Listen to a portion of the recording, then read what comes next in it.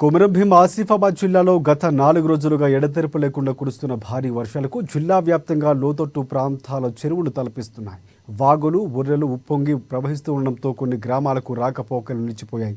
జలాశయాల్లోకి వరద నీరు చేరుతుండడంతో గేట్లు ఎత్తి నీటిని దిగువకు వదులుతున్నారు అధికారులు. వాంకడి మండలం కేంద్రంలోని చిక్లీ వాగు ఉప్పొంగడంతో మండోఖర్వాడ హనుమాన్ ఆలయం పరిధిలోని వరద నీరు ఇండ్లలోకి చేరి దీంతో కాలనీవాసులు తీవ్ర ఇబ్బందులు పడుతున్నారు. అధికారులు స్పందించి సహాయక చర్యలు చేపట్టాలని గ్రామస్తులు కోరుతున్నారు.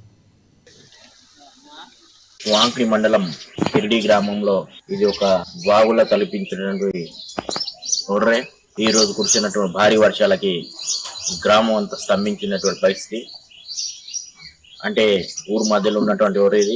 పాఠశాలకు విద్యార్థులు రావాలన్నా, ఊర్లో జనాలు ఏదైనా పని మీద రావాలన్నా ఆ ఒర్రె దాటాల్సిన పరిస్థితి. కానీ ప్రజాప్రతినిధుల అధికారులు ఈ రోజు పట్టించుకోకపోవడం వల్ల ఈ పరిస్థితి దాపరించి ఇప్పటికైనా జిల్లా అధికారులు ప్రజాప్రతినిధులు కిరిడి గ్రామానికి హై లెవెల్ బ్రిడ్జి నిర్మించి